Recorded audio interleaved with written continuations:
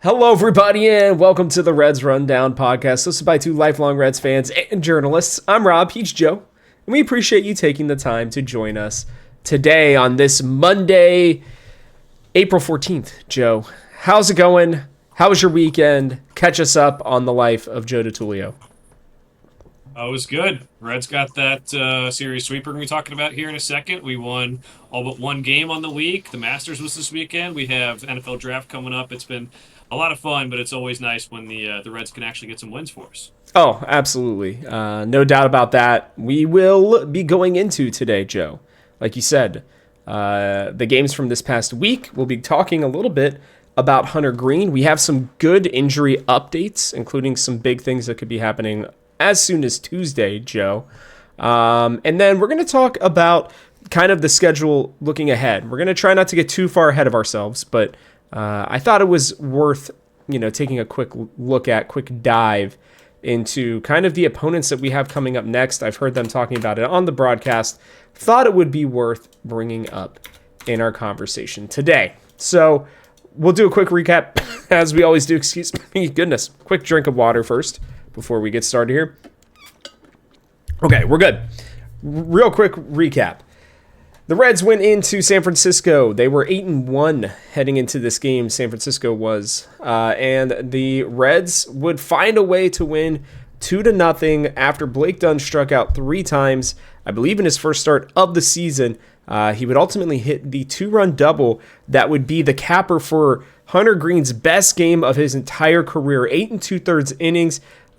He barely went over 100 pitches. He had a chance to Maddox, the San Francisco Giants, but was unable to get that last out. He would walk a guy and give up a hit in the 9th inning, but he'd only give up 4 hits throughout the game, 7 strikeouts. And Tony Santillan would get the last out on a Jacob Hurtaby's diving catch in left field.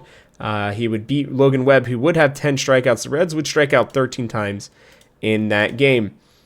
The Reds would go on to win 1-0 in the very next game, which would set a Reds record for the most amount of one-run games, 1-0 games specifically, to start a season. But the Reds would come out on top of this one. Nick Lodolo was masterful yet again. He didn't have his strikeout stuff, but he is a ground ball machine. It seems like he has almost completely reinvented himself. 6 innings, 3 hits, 1 walk, 3 strikeouts. Graham Ashcraft with a hit and 2 strikeouts in 2 innings pitched, and Emilio Pagan would get his second save of the year. The Reds' lone run would come from Jose Trevino. The next game was a bit of a bummer, to say the least, on Wednesday. The Reds would hit. They'd get out to a 5-0 lead in the 3rd inning. They would add a run in the 6th, but it would ultimately not be enough, as they would give up 4 in the 6th, courtesy of Nick Martinez and Taylor Rogers. Tony Santillan as well would get the blown save for this. The Reds would ultimately end up losing, though, in the 10th off a 2-run home run off of Emilio Pagan. His first blown save, well, I guess loss technically, of the year. I don't think there's anything else really too important from that one. We'll move on to the Pirates game. I was trying to think if there's anything hitting-wise worth noting, but not really. Oh, we usually do one series, and then we do the next series after. So I was okay. Yeah, that's fine. We'll go in. But the Giants are still on a tear. After this series, they went on to win the series against the Yankees. Jung-Hoo Lee is amazing right now. 352. Yeah. Boomer Flores has 6 home runs this season, so they're keeping it up. So I have to think that while the way that this series ended with a disappointing loss, you have to feel pretty good about things. Even after this series, before we even get to the Pirates series, because our aces, our 2 guys, Hunter Greene and Nick Lodolo, pitched so well, and it's against a lineup that, again, we've mentioned, it's not the best lineup, but they're killing the ball right now. So just really good job by the Reds starters in those 2 games. Yeah. Overall, sorry, I totally blanked. I was in just go mode, but yeah, I mean, it was interesting. You have 2 games where it's low scoring, then you get 14 runs in the next game. Felt like the Reds were really in a good space heading into this Wednesday game. They probably really should have swept. I think we're learning Nick Martinez may not be able to get through the 3rd time through the order right now, Joe. He looks great through the first 3 or 4 innings, and then it's been the 5th that has been his downfall, 5th or 6th, generally speaking. It felt like they should have taken him out after the fifth. The bullpen's pretty well rested. I'm not going to super, criticize Francona here. I think, Martinez probably wanted to, continue the good starting pitching afterwards. Like I said, I mean, he had given up only 1 run through 5 initially, but it would be the 6th that would be his undoing. So he had 8 strikeouts. He only had 1 walk. I think that it's just that we're learning when and how to kind of take him out of games right now. And the bullpen was generally very good. Pagan unfortunately would give up that home run, but it felt like they were due. And like you said, the Giants are one of the best teams in baseball still. I believe almost every single loss they have has come from the Reds. I think they have 1 loss to the Yankees, and that's their only other loss on the entire season. Jung-Ho Lee is out of this world. He was super good in the Reds series as well. Yastrzemski's been hitting right-handed pitching very well. And like you said, Wilmer Flores is randomly just having like an outstanding start to the season. So I don't know how he always does it, but this was a promising series. It felt like, okay, the Reds not only could play well on the West Coast, that's what I was most worried about, is they always go to the West Coast, they struggle. Joe, felt like this one was good. I will mention as well real quickly, Will Benson did get a start in this third game. Unfortunately, would go 0 for 4 with 4 strikeouts and an error that didn't really count because the runner couldn't move to third base, but a bit of an oof in left field as well.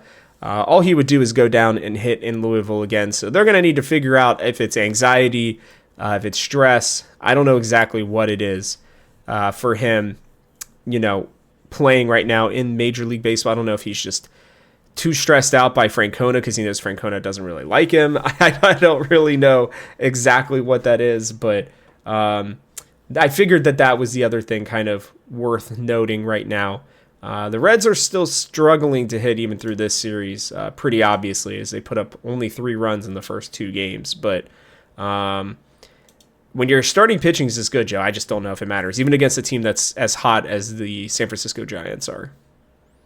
Yeah, you mentioned Nick Martinez. Like we said last year, he started off slow as a starter last year. It might be just takes him some time. There probably is a conversation where maybe he needs to move to the bullpen at some point and maybe just get more comfortable before he comes back to being a starter. That's what happened last year. He started early on and then went to the bullpen and even took a couple months there, and then he really got hot down the stretch, and that's why he was our pitcher of the year as they gave out those awards this weekend to him and Ellie for being team MVP.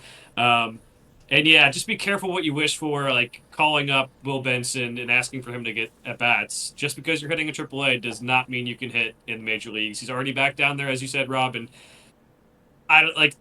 you're going to have to, obviously we could be desperate, there could be an injury or two, but you're going to have to really convince me that this guy should come up again. Not you, Rob, but everyone convince me that he should come up again, because just another one where he looks lost at the plate, and how many chances are going to give a guy after he had every chance last year? So I don't know, maybe it's time to start doing shots of Jack in the locker room before the game for him, just take the edge off a little bit. I have no idea what's going on with him, but he is the last season and this year so far, he does not look like a Major League Baseball player at all. It's kind of sad because he's, I think, the epitome of something that you've been pointing out since last year, which is the Reds can't hit good pitching.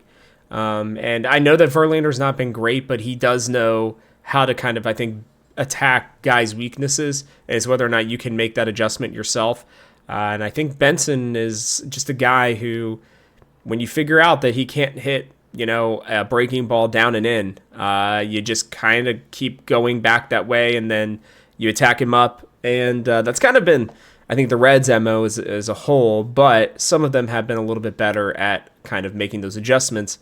It's going to be tough when you watch him hit, 300 plus, close to 400 down in AAA, and not hope that he could come to this team and make an impact. Especially when you consistently are running Jake Fraley out there still. Even though he had a better week this week, I still don't really... I mean, he missed a big play, I think it was yesterday, where he was diving for a ball and a ball got past him, and it was like, oh boy, I don't know about that one, Jake. So either way, this Giants series was good for the Reds. It showed that they could win. They walked out of there with almost a sweep. I mean, they were very close to being 6-7 coming out of that series, which would have been very nice, but 5-8 was something I think you and I both would have taken, at a minimum. So very happy about that. We head into the weekend series, though, Joe. Pirates here. Pittsburgh came to town, and Pittsburgh left town with their tail between their legs is a nice way I'm going to put it. Brady Singer would get a nice 5-run cushion from the Reds, including arguably the best swing I've seen Jeimer Candelario ever take as a Cincinnati Red. He crushed a ball in the left field for his first home run of the year. The Reds would go on to win this one 5-3. Singer would give up 3 runs, 3 walks, 3 strikeouts, but what he does is he keeps you in games, regardless, right? The walks were a problem. He did give up only 2 hits, but Taylor Rogers would come in and lock it down. Graham Ashcraft again for 2 innings, 2 strikeouts, 1 walk, 1 hit, and Emilio Pagan would lock down his 3rd save of the year. We would head into the Saturday game, and boy, oh boy, everybody, am I excited because my losing streak, my curse on these Cincinnati teams is over, is officially done. I think I had lost 8 straight games between the Reds and the Bengals and ones that I had attended. Do not worry, I was crying on the inside every time. I was worried even walking into the stadium on Saturday that I would curse them. But a grand slam by Elly De La Cruz. Andrew Heaney pitched a good game, but when you walk and hit 2 batters in a row before Elly De La Cruz, you get him into a 3-2 count and you throw him an up fastball at only about 90 miles an hour. That's what's going to happen. The Reds would get a nice insurance run. Big note here for me was Noelvi Marte would get his first start of the year, and he looked awesome at the hot corner. Defensively, he was very, very good. He would get a hit as well early in the game, which was nice. Santiago Espinal would kind of get things rolling, as he seems to do. And the return of Andrew Abbott. I saw a very impactful game, Joe. I was very happy about this. He looked awesome. He was wheeling and dealing. I would say, honestly, one of the best starts that I've seen him have in a while. He did what he always does, though, and he gave up a solo home run. That seems to happen. But 5 strikeouts, 2 walks, 5 innings pitched in his first game back.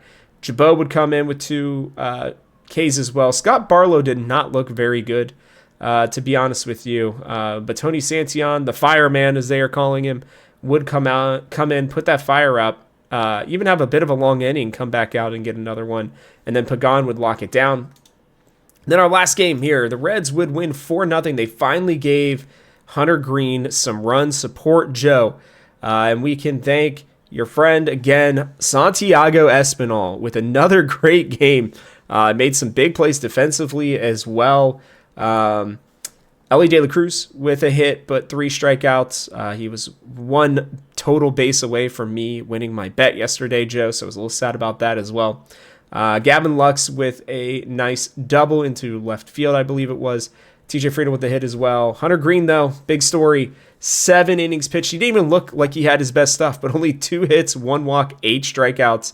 Lowered his ERA to a .98. Jabot would come in again with a nice inning pitched, and Santillan would basically get the save, but 1 inning, 1 strikeout, lowered his ERA to a .93, and the Reds would sweep away the Pittsburgh Pirates, Joe. They are 8-8 now. They are tied for second in the Central with the Milwaukee Brewers after the Brewers blew 2 big games against the Diamondbacks on Saturday and Sunday. And we'll talk about this here in a second, but the Reds have moved their way up to the 20th spot in the power rankings, Joe. So, yeah, moving up potentially into the top half of baseball teams. Not that it matters that much, but I thought it was worth noting because we'll talk about that in a second. Joe, what'd you think of this Pirates series? Walk me through your thoughts on it. What's going on there? Well, I told you I'd be happy if they won at least 2 games and they showed more consistent offense, not just 1 run in this game, 1 run in that game, and then 14 in the other one. So they got that done, and they did it against lefties too, which is impressive. Yep. I mean, Falter's not the greatest pitcher, but Haney's okay, and that's fine. So you get the monkey off your back in that regard. I think this both was a good series, but it also exposed a lot of things. Not that we didn't know it already, but it's even worse now. We have great pitching. I mean, bullpen starters, they're all working together. Nick Martinez is struggling as a starter. Inspires is now sent down, but Abbott comes in and, like you said, gives up that 1 home run. It's almost like you can expect a 1 solo home run to start. So our pitching is great, but our back half of the lineup is bad. And it's not just bad in the sense of, like, they're not hitting the ball, they're not seeing the ball. you need to find a way to get Candy out of the lineup. You need to find a way to get CES, although he did miss the last 2 games of this series with injury. He's seeing only 3 pitches per at bat, basically a 3.1 or 3.2. That is awful. Horrible. Spencer Steer was higher in the order different times. He's been bad. Jake Fraley when he gets time too. You have to find a way to get more out of those positions. And that was very apparent to me. I think part of the reason why we did play better against the Pirates was not just that we didn't go up against their best pitchers, was just part of it. We didn't face Mitch Keller or Paul Skeens. But also we had CES out of the lineup. So we had another person who made a pitcher work a little bit more, even if it wasn't that much more. So that affects things. If you have that many bad batters at the end of your lineup, it's going to come back and bite you. So it is good news that we're getting guys back from injury this week, possibly, Rob. So we're going to be talking about that in a little bit here. But I do think it's worth noting that we do have a strong front of the lineup, especially the last couple of weeks when Espinal is batting up near the top. Now, people don't always like it. He doesn't hit for power, all that stuff. I don't care. My favorite player on this Reds team probably. It is. I'm the president of the Espinal fan club. I pointed that out a couple times on Twitter, and people are on board now. But, Ellie's doing fine. TJ Friedel's coming along pretty well. Gavin Lux is still pretty unlucky, I would say. He's been it's wild. well. And, Espinal's been great, too. He 275 batting average, which would be best on it is the best on the team. If he would qualify for that spot. He's played the right number of games. He just doesn't have the right number of bats yet to have that.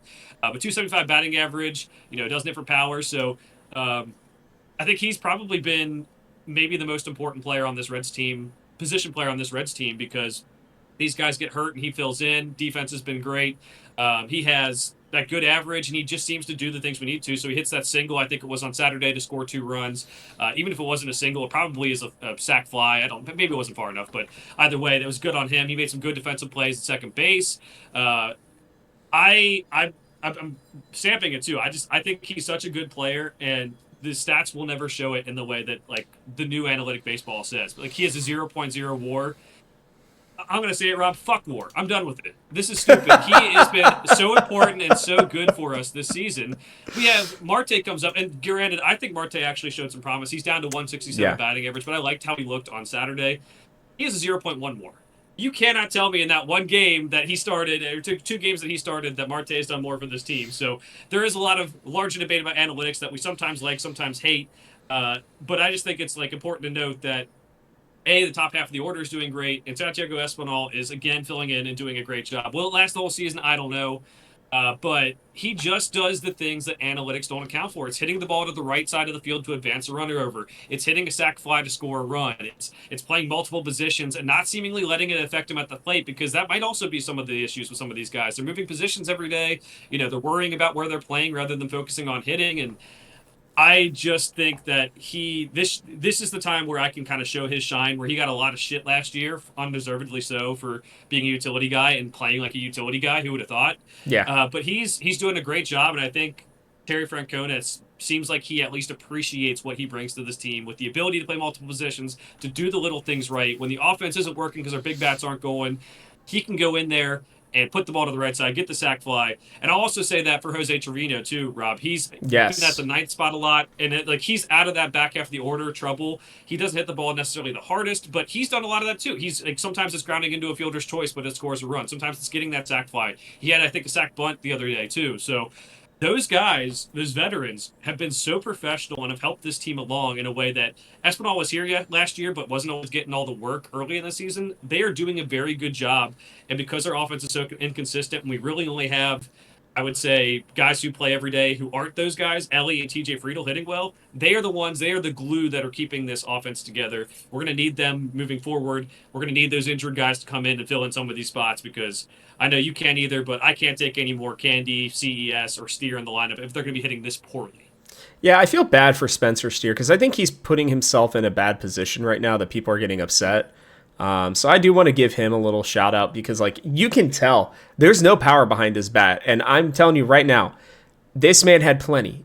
I think he's afraid to get hurt right now is, I think, the bigger problem. It doesn't sound like he's really all that injured. I think it's a mental thing. He might have a little bit of yips. Apparently, according to the broadcast yesterday, he was throwing at 150 feet. That's plenty able to play a game of baseball right now. So I think he's working his way back, and I think it's just a mental thing for him. I wouldn't hate it. I think he's got some time available, or I think he's able to be sent down.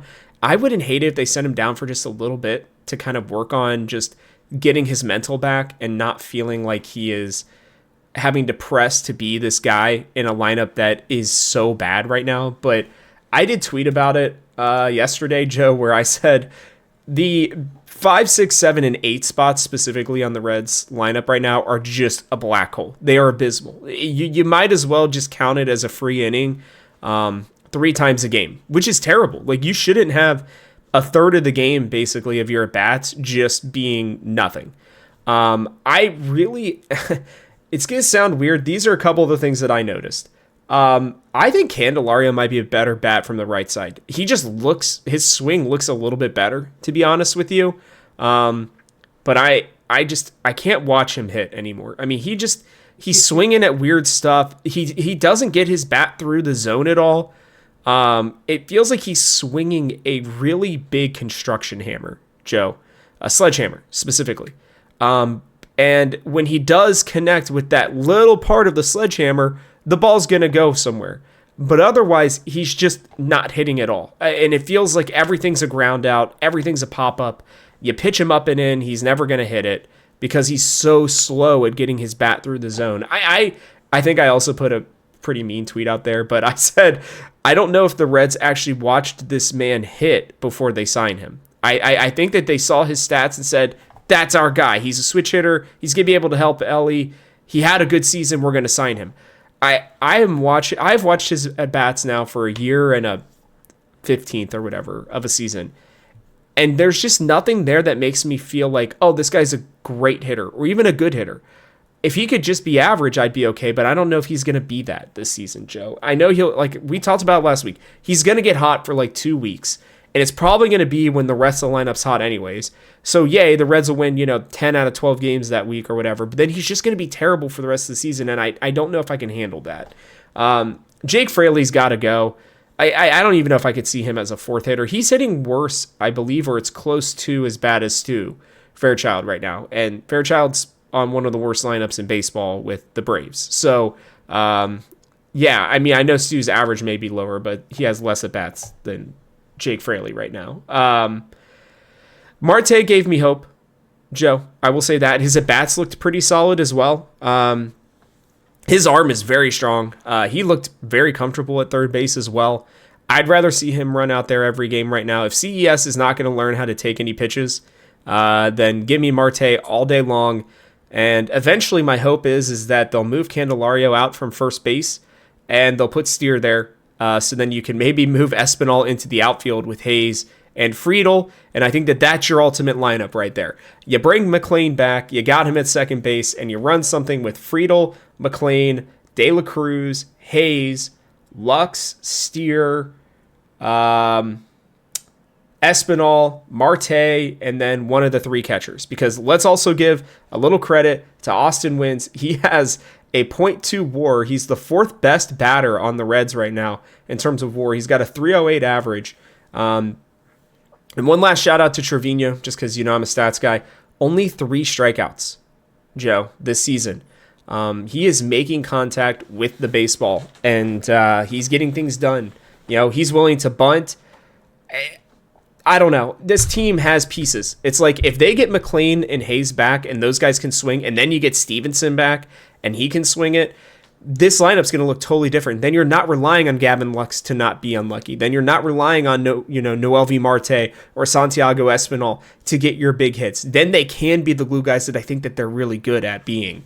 And this lineup comes together. And if they have one more injury, especially a significant one, go out and get one more bat. I really think that if they are like one more bat away, you could play Espinal all season as long as the other big bats are hitting, in my mind, in the outfield, to be honest with you, Joe. But if not, then go out and get one more big bat. And I think this team could be a playoff team, like very seriously. I think they could too. I mean, it's just so they have to fix. Maybe they have to have guys either improve, come back from injury, or like a whole half of the order, which is not ideal to say. But you have that coming back. I think I look at it a little bit differently. I'd say have Marte still earn the third base spot, but I would That's have fine. CES Yeah. sent down. I'd still have Steer maybe go on a rehab assignment. And it's just Mm-hmm. the shoulder, obviously clearly affecting the swing after they told us it wasn't going to affect the swing. Yeah, okay, sure.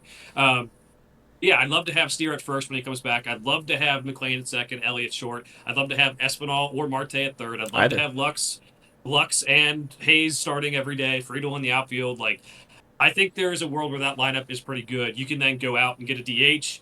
I think there's also a conversation to be had right now that maybe we should carry three catchers, and you never want to do that. But we have so many guys who play so many different positions. Like, I don't want to send Austin Wynns down right now. Like, that's crazy. We He's can been DH great. one of the catchers per game. We can maybe DH Stevenson when he comes back because I don't want him necessarily catching too many games early on when his comeback is coming on with the oblique. So, yeah, I think at the end of the day, you gotta play the players who are actually playing well, and Mm-hmm.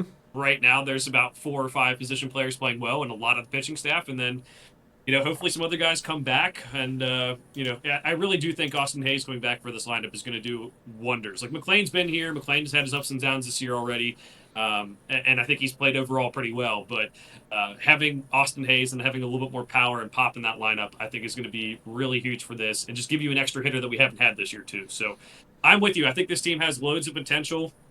Maybe we're just riding on high street right now, and this is like maybe it won't get better, but it feels like things can get better because of the guys coming back from injury and because some of these guys just can't hit this poorly that much longer. It's a physically but statistically improbable and physically almost impossible. So I'm with you. I think if we can reconstruct the lineup in a couple weeks here, I wouldn't say like tomorrow, but have it so Candy's not playing every day, have it so CES isn't playing every day, figure out what's wrong with Steer, whether that's sending him down for rehab or whatever.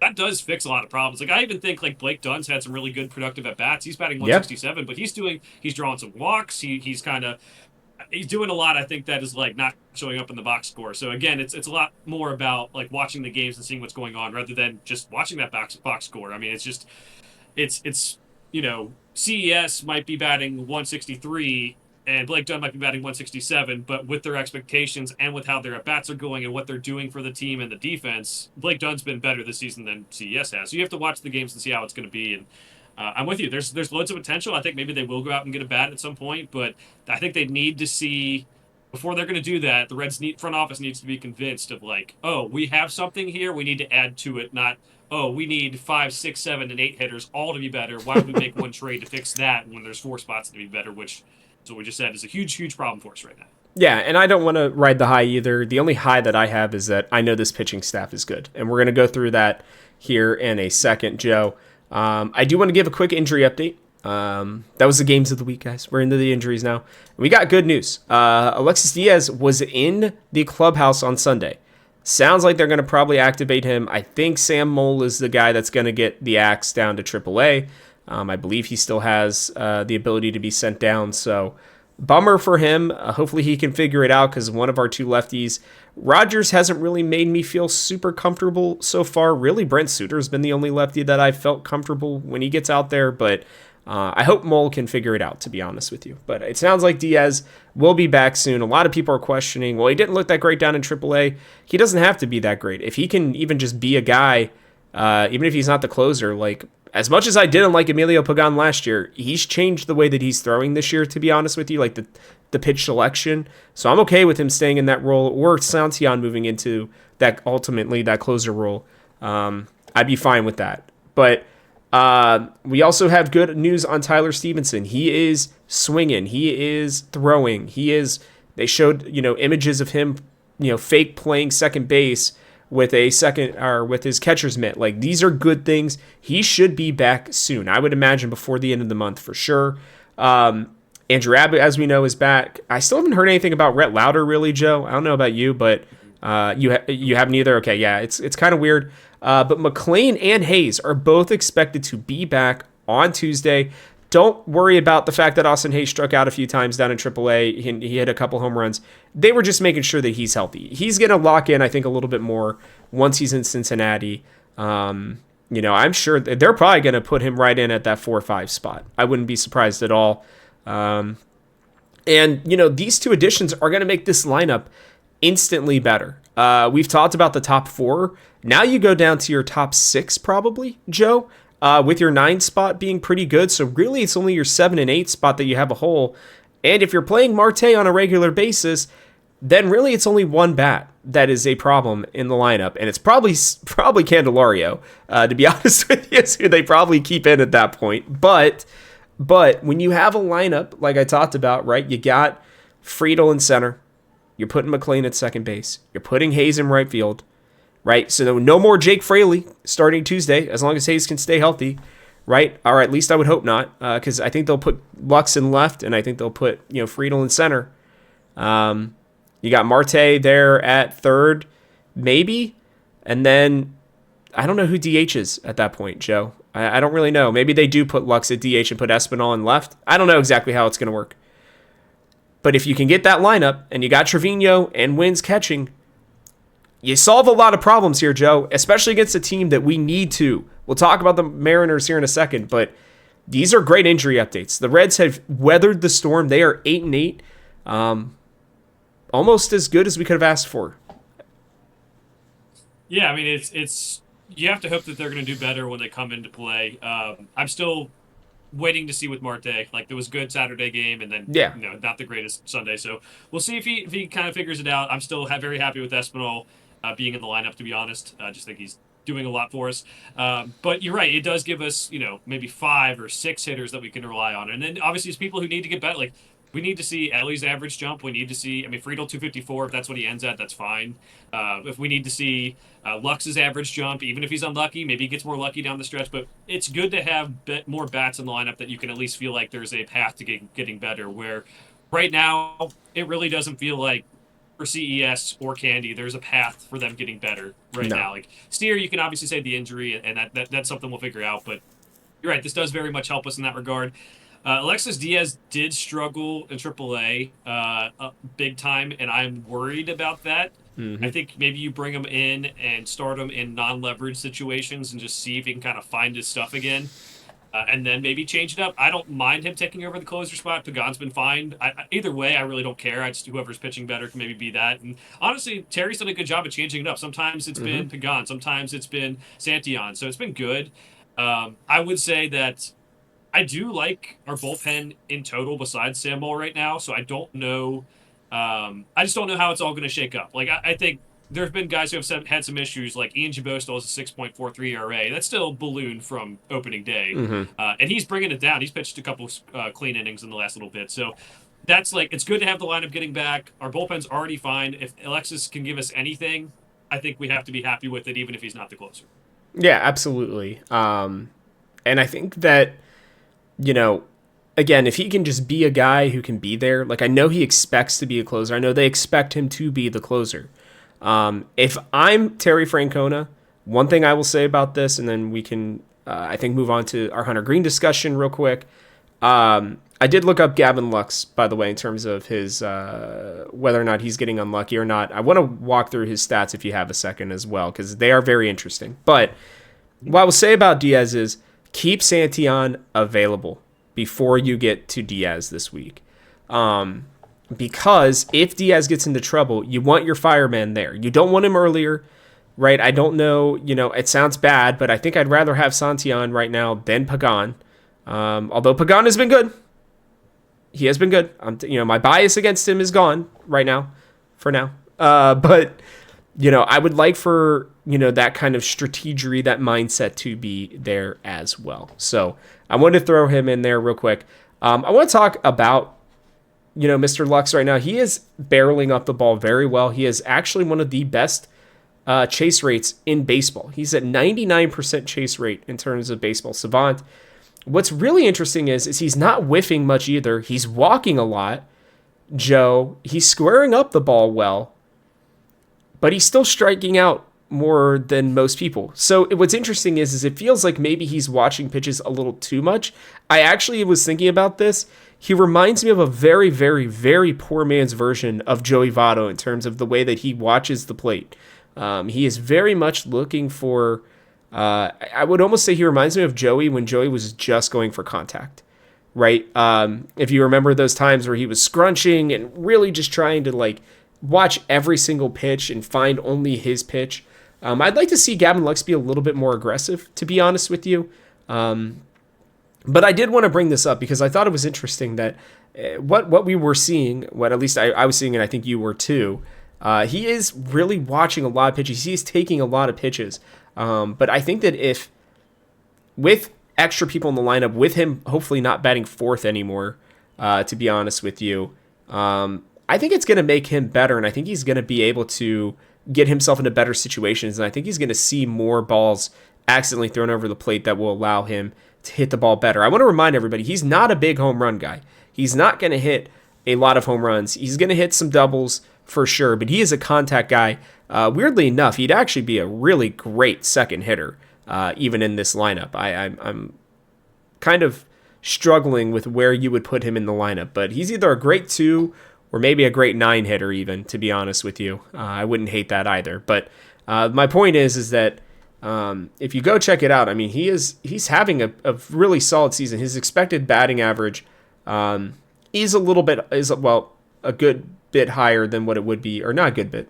Let me check. One sec. Yeah, about 40 points higher than what it is right now. So his hard hit ball percentage is higher. His walk percentage is highest that's ever been in his career. I just want to see him, hopefully get a little bit luckier and, maybe be a little more aggressive. But I wanted to throw that out there because we had been talking about it. Yeah, no, the 18 strikeouts is the same number as Candide. Obviously comes in different ways. Gavin Lux still leads us in on-base percentage this year for qualified batters, 322. Mm-hmm. So it is seeing the zone well, and you're right, he just needs to be more aggressive, and I think there's been a lot of pressure on him to see more pitches because we have so many people in the lineup who aren't, and he's the veteran, he's trying to do it, and he's also in a different situation where with the Dodgers, I mean, heck, no one cares what he's doing at the plate. Everyone else covers up for him. Now it's like, hey, dude, we need you to be good. You are one of our best players, especially given all the injuries to start the year and all the guys who are struggling, so we need you to be better. So I think that'll get better with time. The on-base percentage will even get a little bit better too. But I think there's a progression where he gets up to like 230 or 240 in a couple of weeks here, and we're feeling way better about him. Yeah, we are seeing where the Reds should be, which is about a 500 baseball team right now. We've seen the goods, we've seen the bads this season, and we've seen it in all of our players as well for the most part. One player that we've seen only goods for is Hunter Greene. Hunter Greene right now is the leader in WHIP, batting average against, and WAR of all baseball. He's tied with Corbin Carroll and that Paris kid out in L.A. for the Angels, not for the Dodgers. He is 5th in ERA, funny enough, .02 behind Nick Lodolo, and he is 4th in Ks. He is stacking well. The national media is paying attention to him. I worried that maybe this would be an issue where everybody starts paying attention to him and then he falls off a little bit. He did not even have a good game against the Pirates, Joe, and he still went 7 innings and only gave up 2 hits. I believe most of those were at the beginning of the game when he got in trouble in the first and second innings. But Joe, this might be the best pitcher in 4 games, at least, that I've ever seen for the Reds. I've seen prime Luis Castillo as well. Obviously, he was fantastic. I've seen prime, Johnny Cueto when he was really just outstanding. Right now, Hunter Greene is pretty unbelievable. He gave up 2 runs in that first game. He's given up 1 run in his last 3 games. He's averaging 3 hits given up per game right now, which is incredible. What's most important for him is he's only walking 1 guy a game at the moment. And he's averaging almost 8 strikeouts a game, Joe. He is just on another level, and it's just worth giving him his flowers really quickly here. Just to show that, I mean, he really might be the best pitcher in baseball right now with the way that he is throwing. He's throwing with precision, he is throwing with confidence, and he's throwing 3 different pitches and really keeping the hitters off guard. I mean, that slider has been devastating, and his splitter has looked great when he has really needed it. But he is no longer just a power pitcher. He is really looking like a very good pitcher, not just a thrower. And I just want to give him his flowers. I don't know if you got any extra thoughts on this, but I figured it was worth bringing up the stats just to kind of show just how dominant he has been. And this stretches back to last year as well. Yeah, no, I think the most impressive thing is he hasn't really had his best stuff yet. It's been a lot of starts where he's still pitch inefficient at times, but he finds ways to get out of his own jams or to get out of the inning. I'm excited to see what happens when the weather gets a little bit warmer, where he loosens up a little bit more, where he can go even further in games. Obviously, he went 8.2 against the Giants and had to be pulled because he gave up a hit and a walk. and we closed that game out anyway. But that's what I'm most excited for. I think I would still say Johnny Cueto is the best Reds pitcher of my lifetime. That 20-win season was incredible. Yeah, it was insane. But if Hunter Greene puts it all together, I think that he is the best. When we see, like, we've seen bits and pieces of it everywhere, and he's pitched well without putting it all together. So don't get me wrong, he's very, very close. But when he does put it all together, I think like I said, he's right up there in the Cy Young. The only thing that's going to hold him back, I think, is just notoriety that some other pitchers get it for that award. Like, it's going to be Paul Skeens. Everyone hypes up. Everyone loves him. You know, he has a girlfriend from LSU, Livy Dunn. You know, Shohei's going to be back pitching here soon, it looks like. So don't know if, like, Paul Skeens was very much in the running for Cy Young last year after not pitching until May, obviously being called up late. So, like, is he going to get himself in the running for Cy Young? And there's just so many good pitchers out there these days. But he is the best so far this season, and it is incredibly, I would say, optimistic of us to be like, hey, in a good way, optimistic with us, or be like, hey, there is another level he hasn't even gotten to yet, and he knows it. And he said it in the post-game interviews, like, yeah, I didn't have my best stuff today, but I battled through it, and like, and just incredible for us. So I think that, there will be some natural regression. He'll have some bad starts, but I think when he gets to that point where he puts it all together, it's going to be really exciting for us. Yeah, and I mean, he is, I want to just give an example real quick of his innings as well. He would be going 224 innings this year at the pace that he is going right now, or right about there, which is incredible for him. That's pretty much like all we could really ask for from him. He's averaging almost exactly 7 innings a start right now, Joe, which is pretty outstanding. And it's something that, you know, Tito has really emphasized for this team, and I think he's catching them at the perfect time to want to do that.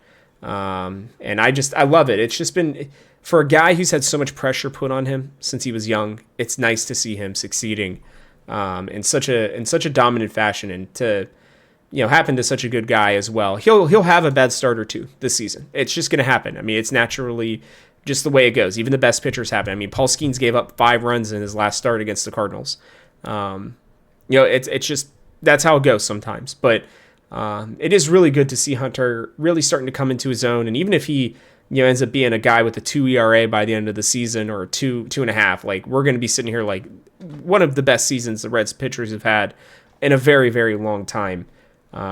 Very happy for him. The fact that he even has a loss on his record right now is actually hysterical. I just realized that. So pretty wild. He should. He probably should have 3 wins right now. I mean, that Rangers game, they got him no help, and it was 1-0 loss. So it's wild. All right, real quick too, I wanted to take a quick look ahead before we head into the games for this week, Joe. We will talk about the Mariners and we will talk about the Orioles, but the Reds, they just came out with power rankings yesterday, I believe after or before the games. The Reds were the 20th best team in baseball according to these power rankings. But you've been hearing it on the broadcast. I wanted to explore this a little bit more. The next month or so of baseball for the Reds, really the next month and a half of baseball for the Reds, is prime opportunity for them to strike. Prime opportunity for them to take advantage of the fact that they are not going to the West at all, I believe, during this time period. So I wanted to run through where these teams are ranked in the power rankings and what the Reds have to look forward to and what we have to look forward to going forward. You got the Marlins at 26, the Rockies at 30, the Cardinals at 23, the Nationals at 24, the Braves at 21, the Astros at 17, the White Sox at 29. The Reds will not play a top 15 team in baseball right now until they play the Guardians at 14. They'll get the Pirates at 28, and then they will get the Cubs to end things out at the end of May. Just like May was the most important time in the season last year, Joe, for the Reds to try to survive through, this is going to be the time where the Reds need to thrive through May and get themselves into a good position to play. These are teams that you need to be beating 2 out of every 3 games at a minimum right now. There will be teams that will get better, right? You will have a road series against the Braves for 4 and the Astros for 3. Both of those teams will likely get better. I didn't forget to put the Royals in. But, you know, at the end of that month, you'll have the Cubs, Royals, Cubs as well in May. So you've got about, how many series was that I counted? 1, 2, 3, 4, 5, 6, 7. 7 straight series of teams that are very beatable really 10. And if you count the Mariners and the Orioles this weekend, you're getting to 12. If the Reds want to prove that they are a good baseball team, Joe, this is the time to do it.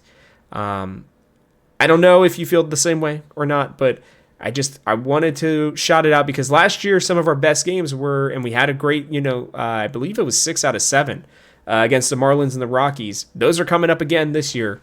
And don't let that Marlins record fool you. We'll talk about them more a little bit in the future. But I wanted to bring this up because I feel like it's important.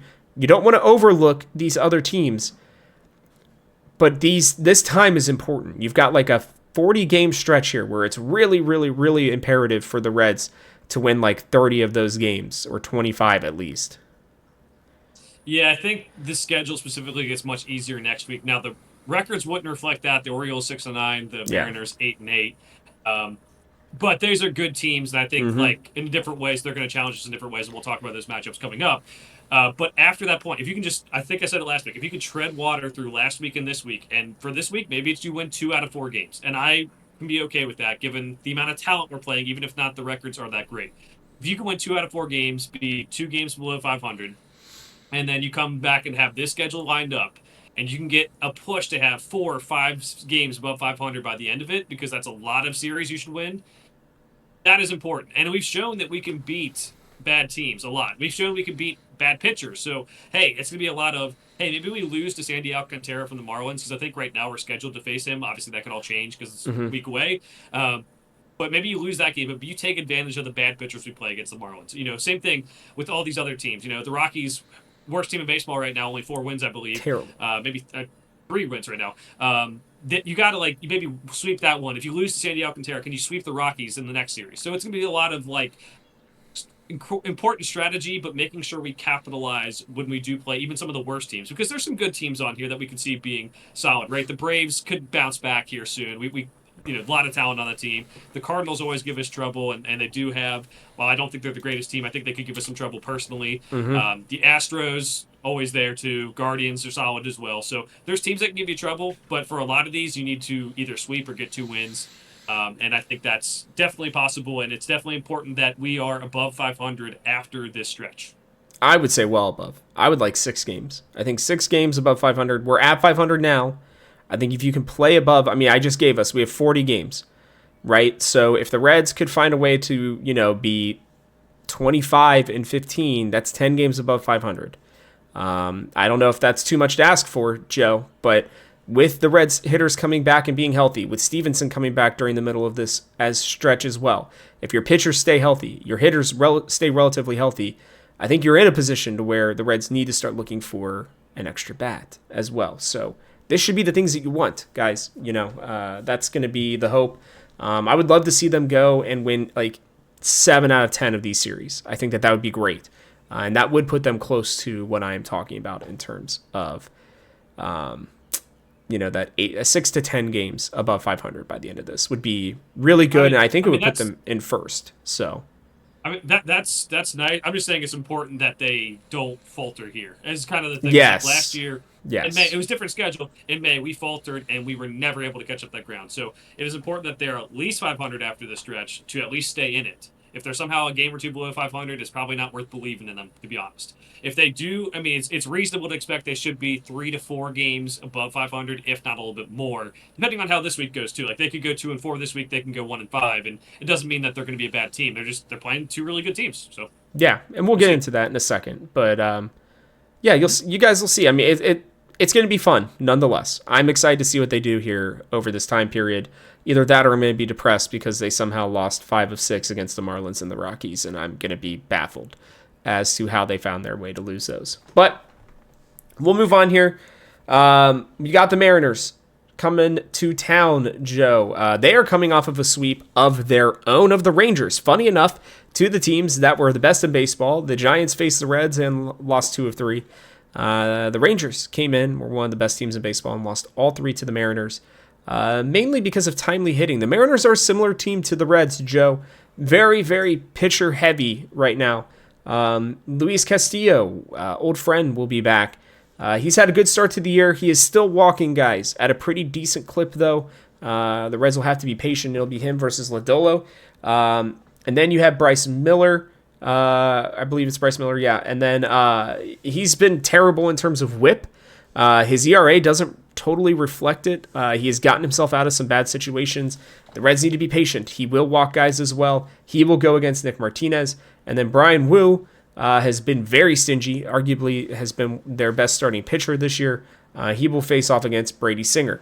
Their lineup will look something like Julio Rodriguez, Jorge Polanco, Cal Raleigh, Randy Arozarena, Luke Raley, Rowdy Tellez, Miles Mastrobuoni.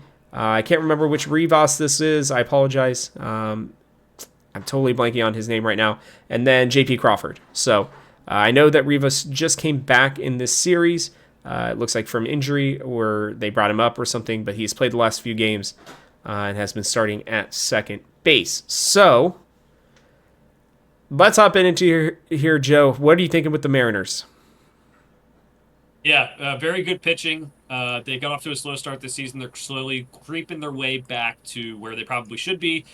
They have, I think, a starting rotation that will be tough for us to go against. Mm-hmm. But it is about avoiding about 3 or 4 bats in their lineup, and then you're fine. Like they're not a team that has hit the ball well this year. If you can avoid Cal Raleigh specifically, who has 5 home runs already this season, if you can avoid Julio Rodriguez, Randy Arozarena, you are going to be fine. And they can do that. They can pitch around those guys, and they can get the other guys out. The Mariners are also 0-3 on the road this year, too, so they've played most of their games at home. They're 8-5 at home. This is a chance to, I don't know if they'll be able to keep them winless on the road in the series, but I do think it's a good chance for us to get a couple wins here, because I don't think that offense is even playing up to its own potential so far this year, and I think they could get hot, but I think where they are right now, just avoid those couple bats, and the Reds can be just fine. Yeah, Jorge Polanco has been by far their best hitter, and everybody wondered why they even brought him back. I guess this is why. He is going to cool off, like you said. They have pop at the top of the order. Luke Raley and Rowdy Tellez can definitely, hit some bombs too. You don't want to forget about J.P. Crawford. He is walking, I think it's 13 walks to 12 strikeouts right now this season, Joe. So pretty outstanding for him as well. He's putting them in position to allow for the big guys to kind of get their hits. They're a solid defensive team. But like you said, you can pitch around some guys. I think if you can get through the top of the order, you've got a much easier path through the rest of it. What is your prediction, Joe, for this series? How are you feeling as we start the games on Tuesday, Wednesday, Thursday, as a quick reminder as well? 2-1 in this one. I do think that the Mariners having some of the better pitchers going up against us is going to be somewhat of a problem for us. I do think there's probably going to be a little bit of we give up a home run here or there, but I think we can get 2 out of the wins. I'm not willing to say which ones those are going to be, because I think the Mariners pitchers are all good and they can have their moments, but they've also all struggled at different points in the last year or so. Yeah, I'm going to go 1-2. Joe, I think that this is just a team that I think has a little bit better hitting right now. We will see. I expect Hays and McLain to make this lineup a lot better. If they do, I would go 2-1 with you. I think that they may need a little bit of a chance to kind of get back into the swing of things, to be honest with you, because otherwise I would like our lineup a lot more. But I just think that their pitching's very good, and I think that the Reds will unfortunately go 1-2 here. I just don't love the game that would probably be their best chance to win is the Martinez start. And that's the one that I have a little less confidence in, if I'm being honest with you. So we will have to see, but that's kind of how I'm feeling for the Mariners. We head, though, into the Orioles. Joe, your second favorite team, I believe, right? At least your favorite AL team. I know that. We are getting our AL week out of the way as well. This is going to be an interesting one. Andrew Abbott versus a bullpen day. I don't really know. I can't find out who they're starting. I thought it was going to be, I can't remember his pitcher's name. His name starts with I think it's Sugano is his last name. But it looks like he got moved up to the Thursday game for them. So it looks like it might be a bullpen day, or they'll call a guy up against the Reds on that Friday game. We will be going to Baltimore, by the way, for the Easter weekend. Hunter Greene versus Povich, who has arguably been their best starter, but has still not been great and has also been bailed out a lot, similar to Bryce Miller. Then you got Nick Lodolo getting his second start of the week versus Charlie Morton, who has been absolutely teed off on this year, has like an 8.4 ERA, something like that. The problem with the Orioles is, though, that you are facing an incredible lineup. We are catching them at a good time, but you've got Henderson, Rutschman, O'Hearn, Westberg, Cedric Mullins has been playing very well, Tyler O'Neill, Kierstad, Mountcastle, and Jackson Holliday generally as that starting lineup. Joe, where are you at with your Orioles? You've got a lot more scouting reports on them because I know you watch them a lot. Yeah, the pitching is dog shit. No other way to put it. Remember they got Corbin Burns last year. He is now with the Arizona Diamondbacks, so not an issue, and they are matching the starting pitching together, which is not the greatest strategy. They also have, on top of that, they have like 5 or 6 guys who are already on the IL as pitchers. Zach Eflin just went on the IL, I think, last week on the 8th. So he's 15-day DL, so he is not going to be playing in the series. So they're beat up. Their bullpen ERA is near the bottom of the league. It's kind of closer to like below average. So bullpen day could be advantageous, but with how bad the starters are, who even know? It might be better for them, honestly. I don't even know. But this is one of the more dangerous lineups in baseball. Especially Gunnar Henderson was hurt early. Now he is back. So Jackson Holliday looks like a lot better this year. They lost Anthony Santander last year. We were talking about him in the offseason as a possible Reds guy, but they got Tyler O'Neill, and they just kill the ball, man. So this is a very much different. Like, we're getting the pitching guys for the Mariners, we're getting the hitters for the Orioles, and not like this is like a lineup that doesn't have many holes. I think it maybe used to. Cedric Mullins last year wasn't the greatest, but he's playing a lot better this year. So I would say this is like this. While they are 6-9, and while the pitching is not very good, this is a very, very tough series, especially because it's on the road. Yeah, what's interesting to me is I feel like the Reds are actually going into a great situation in terms of, they've not really heated up yet hitting wise for a couple of them. And like you said, their pitching is horrible. I think the Reds have an advantage here, Joe. And here's my reasoning why. You've got Abbott, you've got Hunter Greene, and you've got Nick Lodolo. I would say arguably, especially when Abbott is healthy, are 3 best starters. I know Brady Singer's obviously been solid this year. I think a healthy Abbott can be your 3rd best starter in this rotation. So you're facing them with your 3 best pitchers most likely. The other part about that is it's more of a pit, even though they moved the wall from left field back in a little bit, right? You are facing in a pretty pitcher-friendly ballpark for the most part. Along with that, their pitching is bad.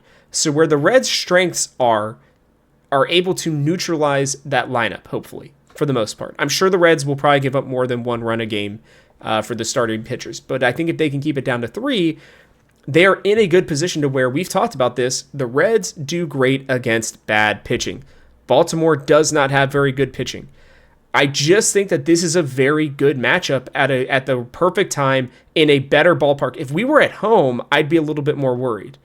The fact that we're actually on the road, I think is going to be helpful for the Reds. So I'm actually going to go 2-1 in this series, Joe. I know that may seem a little counterintuitive just because of how great their lineup is, but when you have the pitching to kind of nullify the lineup at least a little bit, or at least kind of tamper them down, and you're facing bad pitching, I think the Reds lineup as well will hopefully be getting hot at this point, right? This is where McLain will have been back for 3 games, where Austin Hayes will have been back for 3 games, and he's coming back home in terms of being a former Oriole. I think Ellie will finally have some protection in the lineup. I feel like this is a good series for them to be catching the Orioles this early in the season before they figure out what the heck they're going to do with their pitching staff. Yeah, I'm going to go 1-2 in this one. I think the lineup is just so much better. I think they can find the holes in our lineup, to be honest, still, unless maybe Hayes and McLain come back and just hit the ground running. That's possible for sure. I do think that their bullpen is better than it currently looks like. They have a couple guys who are just brought the bullpen ERA down.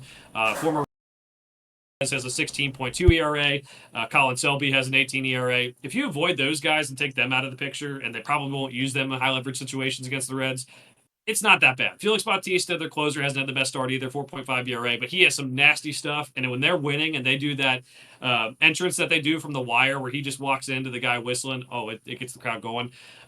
There's definitely a path where the Reds can win probably all 3 games, to be honest, just because the pitching is so bad. And you were right, we take advantage of bad pitching. But I also think in a different way, their offense is so much further ahead of where we are. And if they get Gunnar Henderson going, watch out. So I'm going 1-2.